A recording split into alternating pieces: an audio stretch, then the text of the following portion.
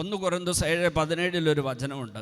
कुरिन्थियों का पहला पत्र अध्याय 7 में 17वें वचन में एक वचन है, ഓരോരുത്തരും അവരവരുടെ വിളിയും നിയോഗവും അനുസരിച്ച് ജീവിതം നയിക്കണം. हर एक व्यक्ति अपने को मिले हुए उस पुकार एवं चुनाव के अनुसार जीवन बिताए.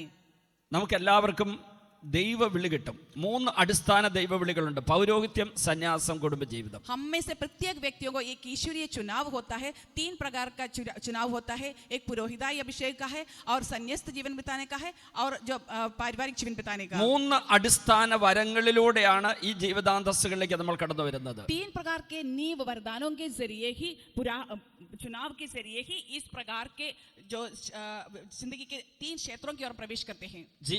കുടുംബജീവിതത്തിലേക്ക് വരുന്നവർക്ക് കുടുംബജീവിത ദൈവവിളിയുടെ വരം കിട്ടുന്നു. एक पारिवारिक जीवन बिताने वाले व्यक्तियों को पारिवारिक जीवन बिताने वाला चुनाव या पुकार मिल चुके हैं. സന്യാസ ജീവിതത്തിലേക്ക് വരുന്നവർക്ക് സന്യാസ ദൈവവിളിയുടെ വരം കിട്ടുന്നു. और संन्यास्त जीवन बिताने के लिए जो लोग प्रवेश करते हैं उनको उस जीवन का विशेष पुकार या विशेष चुनाव मिलते हैं. പൗരോഹിത്യ പട്ട കൂദാശ സ്വീകരിക്കുന്നവർക്ക് പൗരോഹിത്യ വരം ലഭിക്കുന്നു. पुरोहिताई अभिषेक प्राप्त करने वाले व्यक्तियों को पुरोहित बनने वाला जो चुनाव मिलता है. ഇതാണ് 3 അടിസ്ഥാന വരങ്ങൾ.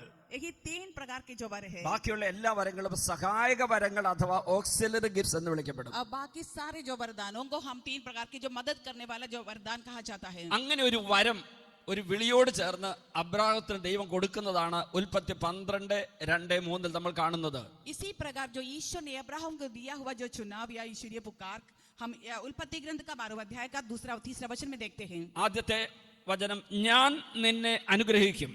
पहला वचन इस प्रकार है, मैं तुम्हें आशीर्वाद दूंगा. ദൈവം അബ്രാഹത്തിന് കൊടുക്കാൻ പോകുന്ന ഒരു വലിയ ദൗത്യ നിർവഹണത്തിന്, ദൈവനിയോഗ പ്രകാരമുള്ള വരസ്വീകരണത്തിന് ദൈവം കൊടുത്ത വിളിയായിരുന്നു അത്. ईश्वर का जो दिए हुए जो पुकार के अनुसार उसको जवाब देने पर ईश्वर ने विशेष प्रकार से दिया हुआ एक और भी चुनाव था. वो ദൈവം അനുഗ്രഹിക്കുന്നു. ईश्वर अनुग्रह करते हैं. പക്ഷേ ആ അനുഗ്രഹം അബ്രാഹത്തിന് കിട്ടണമെങ്കിൽ അനുസരണ ആവശ്യമായിരുന്നു. लेकिन उस अनुग्रह यदि अब्राहम को मिलना है तो उनको अनुसरण करना भी जरूरी था. അനുസരണം എന്ന് പറഞ്ഞാൽ ദൈവത്തോടുള്ള സഹകരണം എന്നാണ് അർത്ഥം.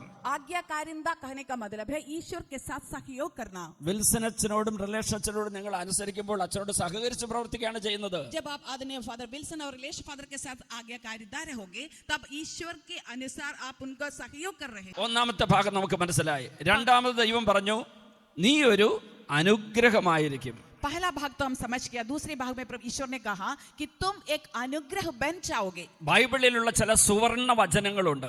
बाइबल में बड़े खूबसूरत कुछ वचन है. അതിലൊരു സുവർണ വചനമാണ് ഈ വചനം ഉൽപ്പത്തി 12:2-3. उसमें से एक सुवर्ण पवित्र वचन है उल्पत्ति ग्रंथ का 2 और 3 वचन. ഇസ്രായേൽ ജനത്തിന്റെ മുഴുവൻ ചരിത്രത്തെ ചുരുക്കി അവതരിപ്പിച്ചാൽ ഈ ഒരു വചനത്തിൽ കാണാം. इस्राएल जनताओं के पूरे इतिहास को एक यदि संक्षिप्त करोगे तो ये पवित्र वचन हम उसमें भी मिल सकते हैं. ഞാൻ നിന്നെ അനുഗ്രഹിക്കും, मैं तुम्हें आशीर्वाद दूंगा, നീ ഒരു और അനുഗ്രഹമായിരിക്കും. तुम एक आशीर्वाद बन जाओगे. കർത്താവ് നമുക്കൊരു വരം നൽകും. प्रभु हम सबके लिए एक वरदान देगा. ആ വരം പ്രാപിക്കുമ്പോൾ जब उस वरदान को हम अपनाओगे നമ്മൾ തന്നെ അനുഗ്രഹമായി മാറും. तब हम स्वयं ही एक अनुग्रह बन जाएगा. എന്താണ് ഈ അനുഗ്രഹം? अनुग्रह कहा അത് जाएगा. മനസ്സിലാക്കണമെങ്കിൽ 3ാമത്തെ വചനം പഠിക്കണം. ये अनुग्रह क्या है समझना है तो 3रा वचन को हमें जानना है. നീ വഴി ഭൂമുഖത്തുള്ള സകല വംശങ്ങളും അനുഗ്രഹിക്കപ്പെടും.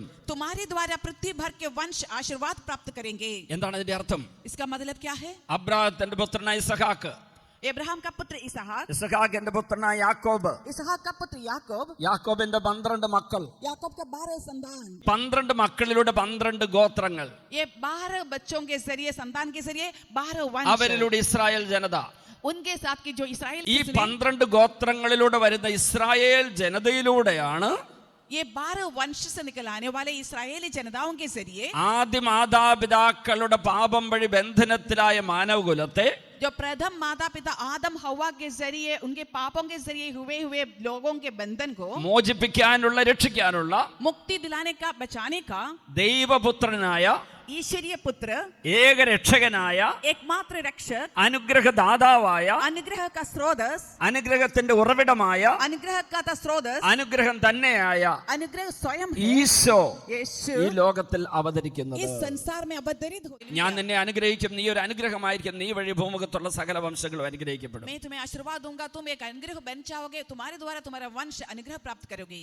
Hallelujah, hallelujah, hallelujah. हालेलुया. നീ വഴി ഭൂമുഖത്തുള്ള സകല വംശങ്ങളും അനുഗ്രഹിക്കപ്പെടും. तुम्हारे द्वारा संसार भर के सारे वंश अनुग्रहित हो പക്ഷെ जाएंगे. അതിനു മുൻപ് അബ്രാഹത്തിന്റെ സന്തതി പരമ്പരകളിലൂടെ അനുഗ്രഹദാതാവും അനുഗ്രഹത്തിന്റെ ഉറവിടവും അനുഗ്രഹവും തന്നെയായി ഈശോ ലോകത്തിൽ അവതരിക്കണമെങ്കിൽ, लेकिन उससे पहले जो अब्राहम का दादा, जो उनका जो अनुग्रह का स्रोत और अनुग्रहों का जो दादा प्रभु यीशु को इस संसार में अवतरित होना है, तो അബ്രാഹം അനുഗ്രഹം നിറഞ്ഞവനായിരിക്കണം. अब्राहम को अनुग्रह से भरपूर होना था. ഹല്ലേലൂയ.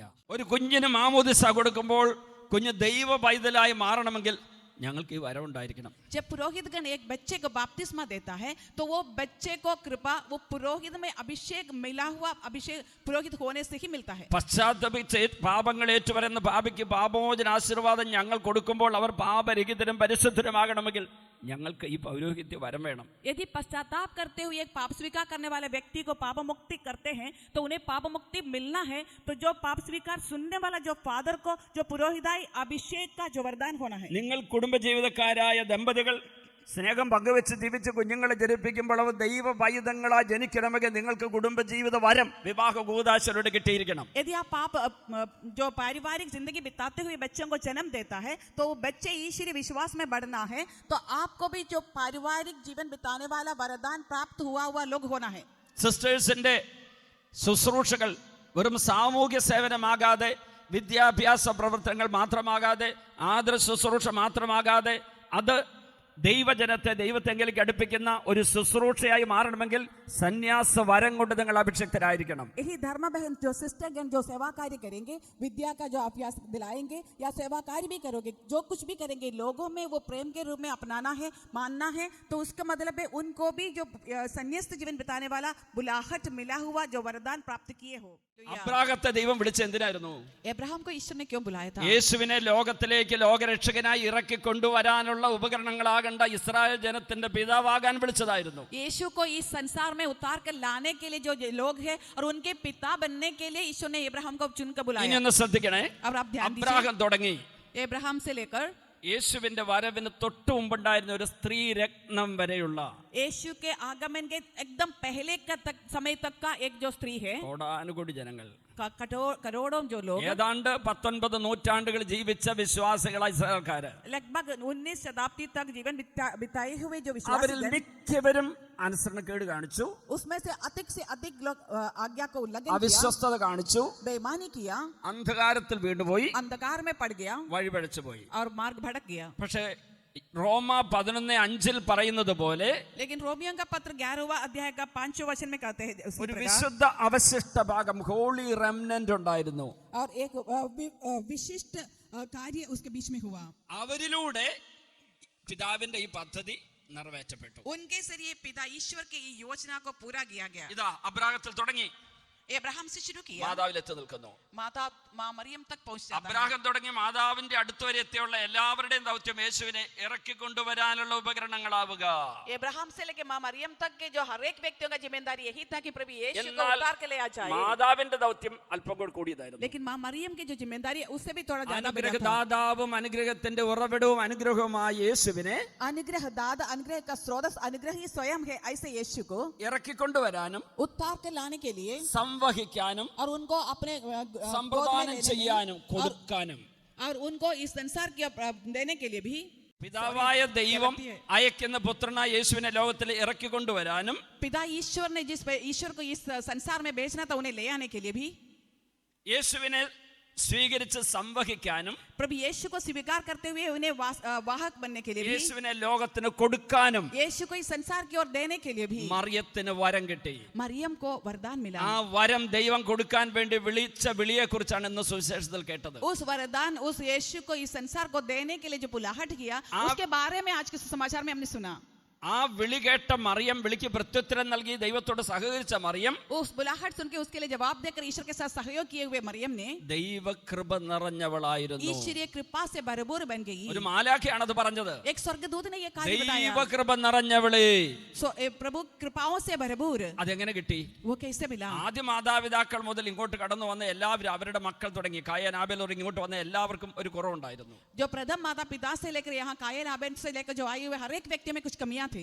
ഈ ലോകത്തിൽ വന്ന് പിറക്കുന്ന എല്ലാവർക്കും ആദ്യ മാതാപിതാക്കളുടെ പാപം വഴി ഒരു പാപസ്വാധീനം, ഒരു പാപബന്ധനം, കൃപാനിറവിന്റെ കുറവുണ്ടായിരുന്നു. इस संसार में जन्म लेने वाले हर एक व्यक्तियों को प्रथम माता पिताओं के कमियों के कारण एक प्रकार के पाप का बंधन, एक प्रकार के पाप का जो असर उनमें था, അതിനാണ് ജന്മപാപം എന്ന് പറയുന്നത്. उसको जन्म पाप हम कहते हैं.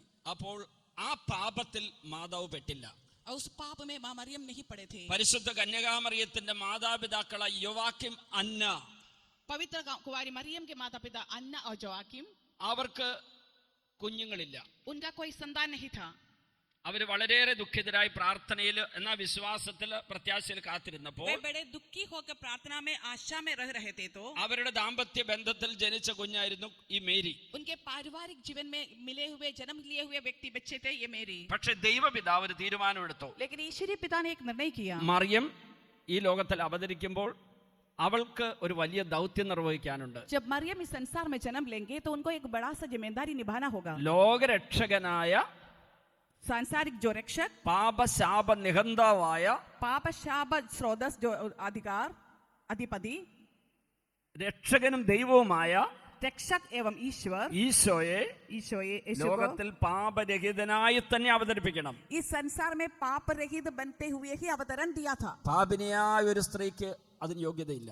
पापनी एक स्त्री को उसकी योग्यता नहीं. അതുകൊണ്ട് ദൈവം ഒരു കാര്യം ചെയ്തു.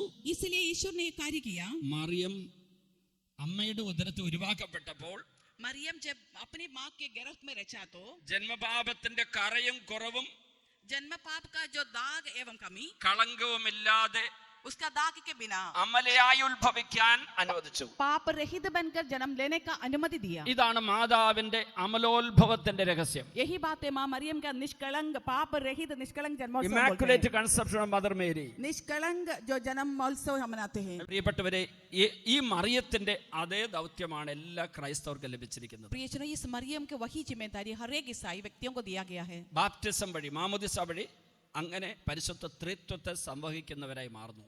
बपतिस्मा संस्कार के जरिए पवित्र त्रित्व को हम ले चलने वाले व्यक्ति बनना നമ്മിൽ है. പരിശുദ്ധ ത്രിത്വം വസിക്കുമ്പോൾ നമ്മിൽ ദൈവ സ്വഭാവങ്ങൾ കാണപ്പെടും. जब पवित्र त्रित्व हम में वास करेंगे तो हम में ईश्वरीय स्वभाव आ जाएगी. അതുകൊണ്ട് പരിശുദ്ധാത്മാവിന്റെ ഫലങ്ങൾ എന്ന് പറയുന്നത്. इसे हम पवित्र आत्मा का फल कहते हैं. അങ്ങനെ നമ്മിൽ വസിക്കുന്ന ദൈവം ദൈവത്തിന്റെ ശക്തി നമുക്ക് പങ്കുവെച്ചു തരും, മറ്റുള്ളവരെ രക്ഷിക്കാൻ നമ്മൾ ഉപകരണങ്ങളാകാൻ വേണ്ടി. इसी प्रकार हम में वास करने वाला ईश्वर ईश्वरीय शक्ति को हमारे लिए देंगे, जिससे हम भी ईश्वर की और लोगों को ले जा पाएंगे. അതിനാണ് വരങ്ങൾ എന്ന് പറയുന്നത്. उसके लिए हम वरदान कहते അപ്പൊ हैं. നമ്മൾ മാതാവിനെ പോലെ യേശുവിനെ സ്വീകരിക്കുന്നവരും तब हम भी माँ मरियम के समान यीशु को स्वीकार करने യേശുവിനെ वाले, സംവഹിക്കുന്നവരും यीशु के वाहक भी യേശുവിനെ और കൊടുക്കുന്നവരുമാകണം. यीशु को देने वाले भी बन जाएंगे. കേരളത്തിൽ വെച്ച് എന്നെ കണ്ട് പണ്ട് ഇവിടെ ശുശ്രൂഷ ചെയ്ത ആളോട് ഞാൻ പറഞ്ഞത് ഏറ്റവും വലിയ ശുശ്രൂഷ പ്രാർത്ഥനയാണ്. केरला में जो पहले हमें सेवाकारी करके गए हुए जो मिले हुए व्यक्ति से मैंने इस प्रकार कहा कि सबसे बड़ा शुश्रूषा प्रार्थना करना है. പെട്ടെന്ന് എനിക്കൊരു വചനം കിട്ടി. तुरंत मुझे एक वचन मिला. ഉൽപ്പത്തി 22:18. उल्पत्ति ग्रंथ का 22वां अध्याय का 18वां वचन. അബ്രാഹത്തിന്റെ പുത്രനായ ഇസഹാക്കിനെ ബലിയർപ്പിക്കാൻ ദൈവം പറഞ്ഞപ്പോൾ ഒരു മടിയും കൂടാതെ ബലി അർപ്പിച്ചത് കൊണ്ട് ദൈവം ബലി അർപ്പിക്കാൻ തയ്യാറായതുകൊണ്ട് ദൈവം അവനോട് പറയുന്ന മറുപടിയാണ് ഉൽപ്പത്തി 22:18. अब्राहम का पुत्र इसहाक को बलि चढ़ाने के लिए जब ईश्वर ने कहा, बिना कोई आलस्य का खिसके बिना उन्हें चढ़ाने के लिए बलि चढ़ाने के लिए तैयार हुआ, तब ईश्वर ने उनको कहा, നീ എന്റെ വാക്ക് അനുസരിച്ചതുകൊണ്ട് നിന്റെ സന്തതികളിലൂടെ ലോകത്തിലെ ജനങ്ങൾ മുഴുവൻ അനുഗ്രഹിക്കപ്പെടും. तुम मेरी बातों को मानने के जरिए तुम्हारी संतति के द्वारा पूरे संसार आशीषित हो जाएंगे. അത് കഴിഞ്ഞതിന് ശേഷം ഇസഹാക്കിനോട് പിന്നീട് ഉൽപ്പത്തി 26:4-5 ഇങ്ങനെ പറഞ്ഞു. इसके बाद इसहाक से उल्पत्ति ग्रंथ में 24वां अध्याय का 4 और 5वां वचन के जरिए इस प्रकार कहा, ജെനസിസ് 26:4-5, നിന്റെ സന്തതികളിലൂടെ ലോകത്തിലെ ജനതകളെല്ലാം അനുഗ്രഹിക്കപ്പെടും. കാരണം നിന്റെ പിതാവായ അബ്രാഹാം എന്റെ സ്വരം ശ്രവിക്കുകയും എന്റെ നിർദ്ദേശങ്ങളും കൽപ്പനകളും നിയമങ്ങളും ചട്ടങ്ങളും പാലിക്കുകയും ചെയ്തു. उल्पत्ति ग्रंथ का 26वां अध्याय का वचन संख्या 4 और 5, मैं तुम्हारे वंशजों की संख्या आकाश के तारों की तरह संख्या बनाऊंगा. मैं सब देश तुम्हारे वंशों को दूंगा और पृथ्वी का समस्त जातियां देंगे, क्योंकि इब्राहिम मेरी आज्ञा, मेरे विधान और मेरे विधि निषेध आदि सबका पूरी तरह तुमने पालन किया, इसलिए सबको आशीष करूंगा. തുടർന്ന് ഉൽപ്പത്തി 28:14 യാക്കോബിനോട് ഇങ്ങനെ ദൈവം പറഞ്ഞു. आगे उल्पत्ति ग्रंथ का 28वां अध्याय का 14वां वचन में याकूब से प्रभु यीशु ने इस प्रकार कहा, നിന്നിലൂടെയും നിന്റെ സന്തതികളിലൂടെയും ഭൂമിയിലെ ജനതകളെല്ലാം അനുഗ്രഹിക്കപ്പെടും. तुम्हारे वंशज और भूमि के राजगणों की तरह असंख्य लोगों को मैं आशीर्वाद दूंगा. തലമുറകളിലൂടെ അനുഗ്രഹം ഒഴുകുന്നു. तुम्हारे वंश जो पीढ़ियों के जरिए अनुग्रह बरसाता ആ चलेगा. വ്യക്തി വർഷങ്ങൾക്ക് മുമ്പ് ഡൽഹിയിൽ നിന്ന് കേരളത്തിലേക്ക് പോയ വ്യക്തി, അവിടെ തനിക്ക് അംഗീകാരവും അവസരവും കിട്ടിയില്ല, തന്നെ ആരും അപ്രീഷിയേറ്റ് ചെയ്തില്ല എന്ന് പറഞ്ഞെടുത്ത തീരുമാനങ്ങളും നടപടികളും തെറ്റിപ്പോയിരുന്നു. उस व्यक्ति जो कई वर्ष पहले यहाँ से केरला गए थे, जो व्यक्ति को अंगीकार नहीं मिला, किसी ने माना नहीं था, उस व्यक्ति ने जो दिया हुआ जो निर्णय पूरा गलत हुआ. കേരളത്തിൽ നിന്ന് അദ്ദേഹം എന്നെ കാണാൻ വേണ്ടി ബോംബെയിലെത്തി. केरल से वो मुझे मिलने के लिए बॉम्बे में അവിടെ पहुंचा. വന്ന് എന്നോട് പറഞ്ഞു, എൻ്റെ അച്ഛ, ഞാൻ അന്ന് മുരിങ്ങൂര് വെച്ച അച്ഛൻ എന്നോട് പറഞ്ഞതുപോലെ ഞാൻ അനുസരണയുള്ളവനും പ്രാർത്ഥനയുള്ളവനും എളിമയുള്ളവനും സഹകരണമുള്ളവനും ആയിരുന്നെങ്കിൽ എൻ്റെ മക്കൾ വഴിതെറ്റി പോവുകയില്ലായിരുന്നു. फादर जी, जिस तरह आपने उस मुरिंगूर में मुझे बताया था, उसी प्रकार यदि मैं बात मानने वाला बनता, प्रार्थना करने वाला बनता, सहयोग करने वाला बनता, तो मेरे बच्चे इस प्रकार मार्ग भटक कर नहीं जाते. എൻ്റെ വരത്തെ അംഗീകരിക്കാത്ത, എൻ്റെ നേതൃത്വ പാഠവത്തെ അംഗീകരിക്കാത്ത, എന്നെ മനസ്സിലാക്കാത്ത ഈ അച്ഛന്മാരെയും ഈ പള്ളി എനിക്കും വേണ്ട. और मुझे जो मेरी बातों को नहीं मानते, मुझे अंगीकार नहीं करते और मुझे मदद नहीं करता, ऐसे जो गिरजा जो लोग हैं, जो पुरोहितगण है, मुझे भी नहीं चाहिए. അങ്ങനെ ഞാൻ ജീവിച്ചതുകൊണ്ട് എൻ്റെ മക്കളും എൻ്റെ ദൈവത്തോട് അടുക്കുന്നതിൽ പരാജയപ്പെട്ടു. इस प्रकार उन लोगों को निंदा करते हुए मैं जीवन बिताने के कारण मेरे बच्चे भी मार्ग भटक गया. എനിക്ക് എൻ്റെ മക്കളെ എങ്ങനെ തിരിച്ചു കൊണ്ടുവരാൻ പറ്റും? मैं कैसे अपने बच्चों को वापस ला पाऊंगा? കർത്താവിന് അകലാൻ കാണിച്ചതിന്റെ 10 ഇരട്ടി തീക്ഷ്ണതയുടെ അവിടുത്തെ തേടുവിൻ എന്ന പ്രവാചക വചനം ഞാൻ അവന് പറഞ്ഞു കൊടുത്തു. जो नबी ने कहा हुआ शब्द इस प्रकार मैंने कहा कि कितना प्रभु से दूर चला गया, उसके 10 गुना इच्छुक के साथ प्रभु की ओर നിരാശപ്പെടണ്ട. निराशा में ना पड़ी. നിന്നെ വിളിച്ച ദൈവത്തോട് നീ വിശ്വസത പുലർത്തിയാൽ जिस ईश्वर ने तुमको बुलाया उनके ദൈവം तुम നിന്നോട് ईमानदार रहोगे, ദൈവം നിന്നോട് വിശ്വസത तब പുലർത്തും. ईश्वर भी तुम्हारी ओर ईमानदार रहेगा. If you are faithful to God, God will be faithful to you too. यदि आप ईश्वर की ओर ईमानदार रहोगे तो ईश्वर भी तुम्हारी ओर ईमानदार रहेगा. 2 രാജാക്കന്മാർ 18 5 6 7 വചനങ്ങൾ. राजाओं का दूसरा ग्रंथ का 18वां अध्याय का 5वां और 6वां वचन. ഹല്ലേലൂയ. हालेलुया. ഹെസക്കിയ രാജാവ് ദൈവമായ കർത്താവിൽ വിശ്വസിച്ചു. हेसेकिया राजा प्रभु ईश्वर में विश्वास किया. അവൻ കർത്താവിനോട് വിശ്വസ്തത പുലർത്തി. वो ईश्वर की ओर ईमानदार बने അവൻ रहा. കർത്താവിനോട് ഒട്ടി നിന്നു. वो ईश्वर के साथ जुड़े रहा. അവൻ കർത്താവിനെ അനുഗമിച്ചു. वो ईश्वर का अनुगमन किया. മോശ വഴി കർത്താവ് നൽകിയ കൽപ്പനകളെല്ലാം പാലിച്ചു. मूसा के जरिए ईश्वर ने दिया गया सारे जो आज्ञाओं को उन्होंने पालन किया. അതിനാൽ കർത്താവ് അവന്റെ കൂടെ ഉണ്ടായിരുന്നു. इसलिए ईश्वर उनके साथ रहा. അവന്റെ ഉദ്യമങ്ങളെല്ലാം വിജയിപ്പിക്കുകയും ചെയ്തു. जो कुछ भी उन्होंने किया उन सब में वो विजय प्राप्त हुआ.